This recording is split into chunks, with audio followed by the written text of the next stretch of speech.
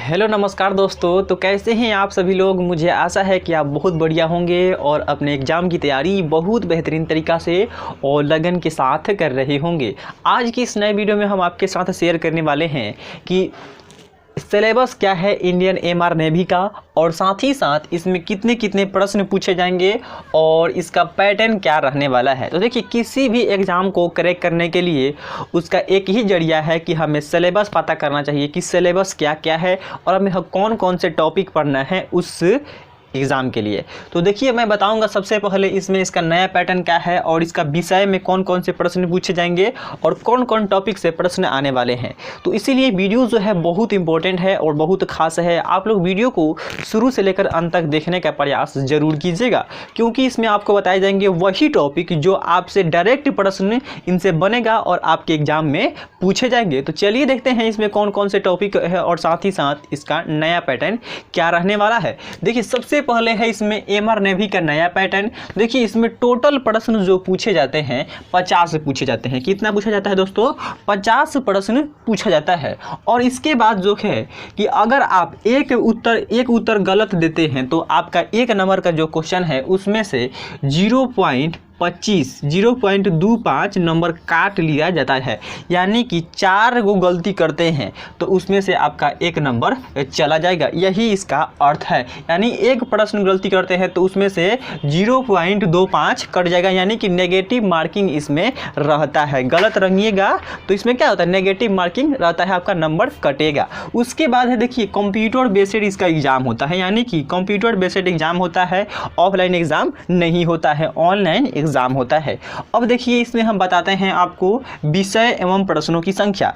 देखिए, इसमें मुख्यतः 3 गो विषय है। 3 गो विषय कहने का अर्थ है कि एक विज्ञान है, एक मैथ है, एक सोशल साइंस यानी कि जनरल अवेयरनेस है। तो सबसे पहले देखिए, इसमें साइंस और मैथ को मिलाकर 25 गो प्रश्न आता है। कितना? 25 प्रश्न आते हैं और सभी प्रश्न 1-1 नंबर के होते हैं। तो कितने प्रश्न पूछे जाएंगे? साइंस और मैथ मिला के तो 25 प्रश्न पूछे जाएंगे। उसके बाद जो कि है जीके हो गया, जनरल अवेयरनेस हो गया, इससे जो कि ये 25 प्रश्न आएगा। ये काफ़ी इंपॉर्टेंट है। इसको आप अगर क्लियर करते हैं तो आपका एनडीए में भी काम आएगा।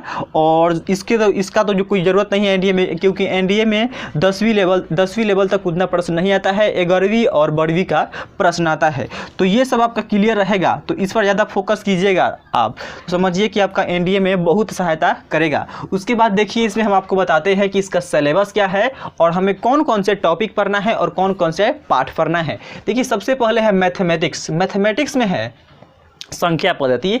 आप 9th में संख्या पद्धति के बारे में पढ़ के आ चुके हैं। संख्या पद्धति में बहुत सारे हमें पाठ पढ़ना होता है, बहुत सारे चैप्टर होते हैं। तो संख्या पद्धति हमें पूरा पढ़ना है, वो 10वीं में हो 9वीं में हो, वो दोनों कवर करना है। तो संख्या पद्धति हमारा पहला इसमें है मैथमेटिक्स में। इसमें एलसीएम आ जाएगा, एचसीएफ आ जाएगा, वर्गमूल आ जाएगा, घनमूल आ जाएगा, औसत आ जाएगा। ठीक, औसत आ जाएगा, प्रतिशत आ जाएगा। ये सब आप 8वीं में पढ़ के आ चुके हैं। उसके बाद है लाभ हानि। लाभ हानि भी आपको 8वीं का बुक में मिला होगा, मैथमेटिक्स का बुक आप पढ़े होंगे। तो उसके बाद एसआई यानी कि साधारण ब्याज, चक्रवृद्धि ब्याज, ये सभी भी हमें पढ़ना है।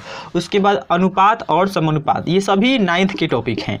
9th के टॉपिक हैं अनुपात एवं समानुपात। उसके बाद है मिश्रण।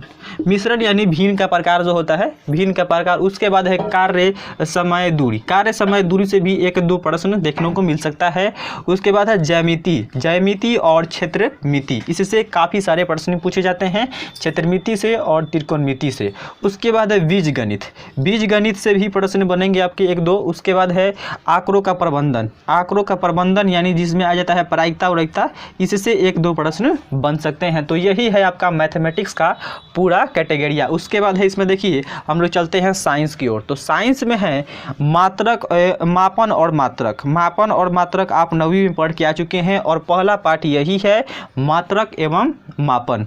उसके बाद है इसमें बल एक चैप्टर है और गति का नियम।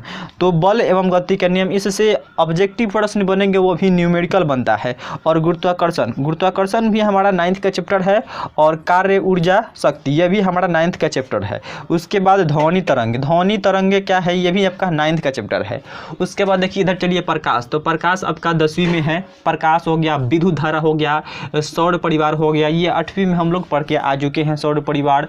उसके बाद है पदार्थ। आप ये 9वीं का टॉपिक है पदार्थ का प्रकार, पदार्थ का गुण, पदार्थ कितने तरह के होते हैं, पदार्थ की अवस्था, ये सभी आपसे पूछे जाएंगे। उसके बाद है इसमें परमाणु संरचना। परमाणु संरचना हम 9th में भी पढ़े हैं और 9th का ही टॉपिक है, 9th में और 11th में हमको पढ़ने का मिलेगा। उसके बाद है चुंबकत्व। तो चुंबकत्व जो है हमारा 10th का टॉपिक है, 10th में हमें पढ़ना है, एक चैप्टर है।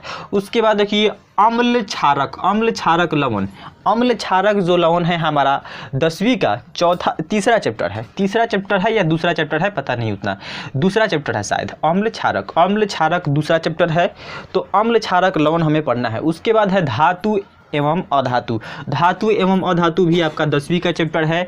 कार्बनिक यौगिक जो भी है आपका 10वीं का चैप्टर है। उसके बाद हमें चलना है अब जीके पर। तो जीके में देखिए, जीके में हमारा जो लुसेंट का बुक आता है, लुसेंट का जीके का बुक होता है, वो पढ़ लेते हैं तो वो बड़े बड़े एग्जाम के लिए भी आपको मान्य रखता है, प्राप्त करने के लिए, कवर करने के लिए। तो इसमें देखिए सबसे पहले हमें भारत का इतिहास पढ़ना होगा, विश्व एवं भारत का इतिहास एवं जियोग्राफी पढ़ना होगा, और भारतीय राज्य व्यवस्था पढ़ना होगा, भारतीय अर्थशास्त्र पढ़ना होगा, और खेल से संबंधित जो भी प्रश्न हैं वो सभी के सभी पढ़ना होगा। तो ये किससे होगा? तो आपका 9th में जो भी पढ़े होंगे सोशल साइंस का बुक, और 10th में जो भी आपका सोशल साइंस का बुक है, तो उसमें जो मुख्य टॉपिक हैं वो आप कवर करते हैं तो ये हमारा निकल जाएगा। और ये आपका जो है एनडीए में बहुत ज़्यादा काम आने वाला है। अगर आप एनडीए भरने वाले हैं तो समझिए इसमें आपका देखिए पूरा एकदम अच्छा से ये पूरा इसी से आपका एग्जाम क्लियर हो सकता है। मैथ, फिजिक्स और केमिस्ट्री पढ़ने की आवश्यकता नहीं रहती है। इसको आप बढ़िया कर लेते हैं। भारत का इतिहास, विश्व का इतिहास एवं भारत का जियोग्राफी एवं विश्व का जियोग्राफी, उसके बाद भारतीय अर्थव्यवस्था एवं भारतीय अर्थशास्त्र एवं खेल से संबंधित प्रश्न। तो यही आपका एग्जाम को कवर कराने में, एग्जाम को यानी क्रैक कराने में सहायता प्रदान करेगा। तो मुझे आशा है कि आप सभी समझ गए होंगे, और समझ गए हों तो वीडियो को like and share and subscribe करना नहीं भूलिएगा। तब तक मिलते हैं इसके अगले वीडियो के साथ, तब तक के लिए धन्यवाद।